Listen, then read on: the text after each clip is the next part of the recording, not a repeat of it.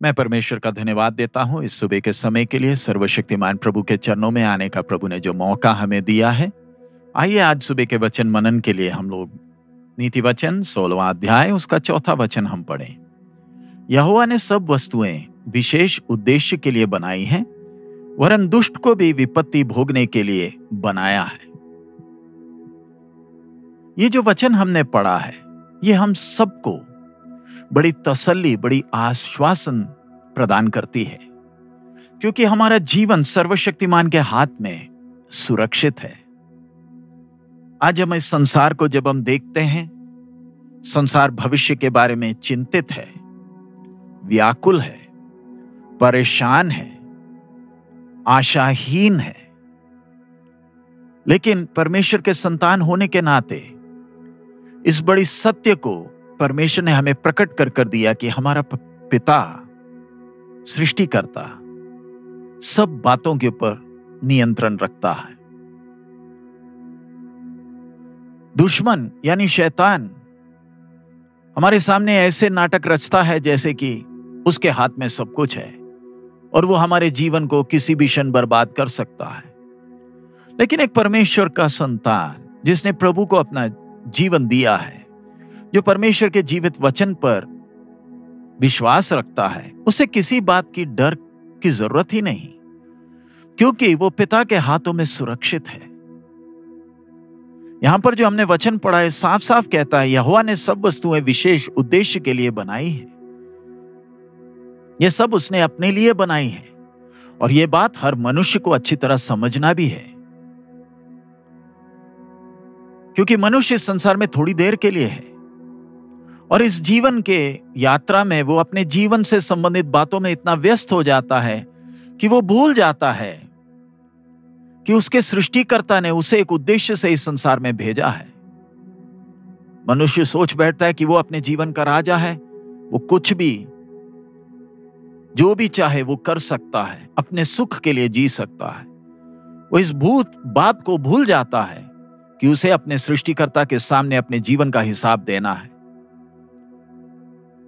पाप के कारण दूषित अपने ज्ञान के द्वारा मनुष्य यही सोच में बैठा है कि वो अपने आप ही आया है, क्योंकि अगर वो ऐसे सोचे तो उसे अपने जीवन का फिर हिसाब किसी को देने की जरूरत नहीं, वो अपनी मर्जी से जी सकता है। इसलिए मनुष्य पाप का पूरा आनंद लेता है और उसके सुख के नशे में टुन है।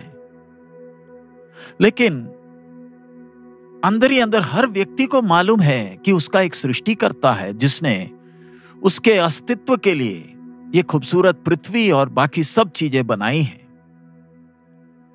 मनुष्य बेशक लालची होकर, स्वार्थी होकर ये प्रकृति को बर्बाद करने में तुला है, तो भी सृष्टिकर्ता ने इसे अभी तक संभाला है। परमेश्वर अपनी सृष्टि को प्यार करता है और उसका देखभाल भी करता है। और सत्य क्या है, मनुष्य को छोड़ बाकी सब चीजें परमेश्वर ने जो सिद्धांत उनके लिए तय किए हैं उसके अनुसार चलते हैं। चाहे चांद हो, चाहे सूरज हो, चाहे तारे हो, चाहे बाकी सारी सृष्टि हो, प्रकृति, मौसम, सारा वातावरण परमेश्वर ने ठहराए हुए सिद्धांत के अनुसार चलता है। लेकिन मनुष्य ने तय किया कि वो परमेश्वर के सिद्धांतों का उल्लंघन करेगा जो परमेश्वर ने पहले से ठहराए हैं।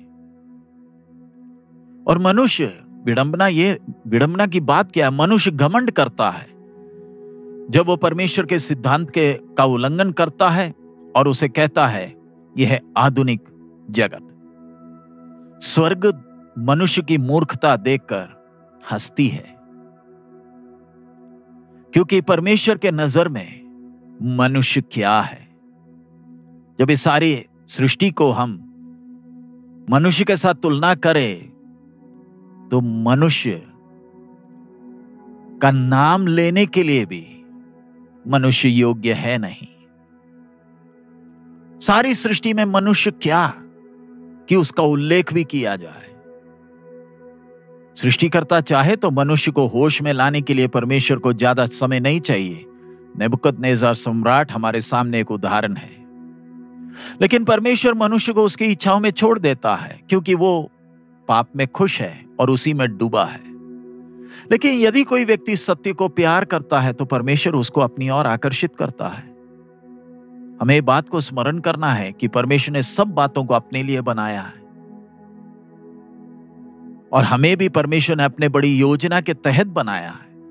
और अगर हम परमेश्वर की सिद्ध इच्छा के लिए अपने आप को समर्पित करें तो हमारा जीवन सरल हो जाता है और जीवन की चुनौतियों को सामना करने के लिए हमें दिलेरी मिलता है, क्योंकि हमें पूरा आश्वासन है कि ये सब बातें परमेश्वर की इच्छा के अनुसार हो रही है। स्वर्ग की वो शांति और तसल्ली हमारे प्राणों में समाती है और उसी के लिए तो हर व्यक्ति तरस रहा है। परमेश्वर की इच्छा हर क्षण पूरी होती है। इसलिए प्रभु यीशु ने भी अपने चेलों को प्रार्थना सिखाई, हे पिता, जैसे स्वर्ग में आपकी इच्छा पूरी होती है पृथ्वी पर भी हो जाए। और अगला जो सत्य हमारे सामने आता है, जो हर व्यक्ति को, परमेश्वर के जन को खास करके याद रखना है, वो क्या है? वरन दुष्ट को भी विपत्ति भोगने के लिए बनाया है। परमेश्वर ने किसी मनुष्य को दुष्ट कर नहीं रचा, लेकिन मनुष्य स्व इच्छा से परमेश्वर का दुश्मन बनता है और दुष्टों में गिना जाता है। लेकिन इधर जो परमेश्वर का वचन वर्णन कर रहा है, ये उस दुष्ट के बारे में जो हमें डराता है और हमारे सामने ऐसे आता है जैसे कि वो परमेश्वर के बराबर है या वो खुद ही सृष्टि करता है। और विश्वासी भी जो वचन को नहीं समझ पाते, वो भी उस बात को देखकर डर जाते हैं। हम पुराना नियम जब हम पढ़ते हैं, अय्यूब का जीवन जब हम देखते हैं, हमें मालूम है ना कि किस प्रकार शैतान को सृष्टिकर्ता से अनुमति लेनी पड़ी अय्यूब के जीवन के विषय में। अय्यूब के परिवार पर या अय्यूब की संपत्ति को भी छूने के लिए शैतान को अनुमति लेनी पड़ी। अगर दुष्ट को परमेश्वर से अय्यूब के विषय में अनुमति लेनी पड़ती है, तो हम जिन्हें प्रभु ने अपने खून से खरीदा है, हम कितने सुरक्षित हैं। हम जानते हैं ये दुष्ट को भी परमेश्वर ने रचा है, उसे एक उद्देश्य से रचा है और हमें एहसास है, विश्वास है कि परमेश्वर की अनुमति के बिना दुष्ट भी कुछ नहीं कर सकता। आज सुबह जब आप वचन सुन रहे हैं, शायद आपके जीवन में बहुत सी चुनौतियां होंगी, आर्थिक, पारिवारिक, शारीरिक या अन्य और कोई चुनौती का आप सामना कर रहे होंगे। लेकिन ये सुबह के समय क्या आप प्रभु में वो शांति को अनुभव कर सकते हैं कि मेरे प्रभु ने सब वस्तुएं विशेष उद्देश्य के लिए बनाई हैं, वरन दुष्ट को भी विपत्ति भोगने के लिए बनाया है। आप और मैं परमेश्वर की सृष्टि हैं। परमेश्वर ने हमारी आंखें इस सत्य को खोलकर सत्य को पहचानने के लिए हमारी आंखों को खोला, इसलिए हमें प्रभु को कितना धन्यवाद देना चाहिए। हम अनाथ नहीं, हमारा एक मालिक है। सो आइए हम चिंता ना करें, हम परमेश्वर में वास करें। हमारी एक ही चिंता हो कि प्रभु की इच्छा के अनुसार हम चलें। हमारा इस पृथ्वी पर का जीवन प्रभु के नाम के महिमा के कारण बन जाए। स्वर्ग हमारे विषय में गर्व करे। जिस उद्देश्य से हमें बनाया, वो उद्देश्य जब हमारे जीवन में पूरी होती है, स्वर्ग की महिमा होती है। आइए हम अपने पिता की महिमा करें, पिता की इच्छा को पूरा करते हुए।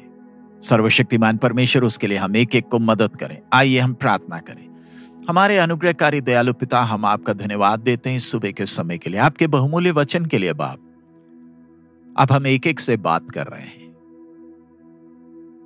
प्रभु, आप में बने रहने के लिए, आपके वचन पर भरोसा करने के लिए आप हमें सहायता करें। हमें दुष्ट के बारे में चिंता करने की जरूरत नहीं। हाँ, हमें जागते हुए रहना है, लेकिन हमें डरने की जरूरत नहीं, क्योंकि हम सुरक्षित हैं। जो भी चुनौतियां, जो भी समस्याएं हमारे जीवन में, इस सब के पीछे आपको एक योजना है प्रभु। उस इच्छा के लिए हम अपने आप को समर्पित करते हैं। आपको प्यार करते हुए आपके नाम की महिमा के लिए जीने के लिए हमें मदद करें। सब महिमा आप ही को देते हैं, यीशु मसीह के मधुर नाम से हम मांगते हैं, आमीन। प्रभु हम सबको बहुत आयत में आशीष दे। हमारा प्रभु अति शीघ्र आ रहा है। मारानाथा।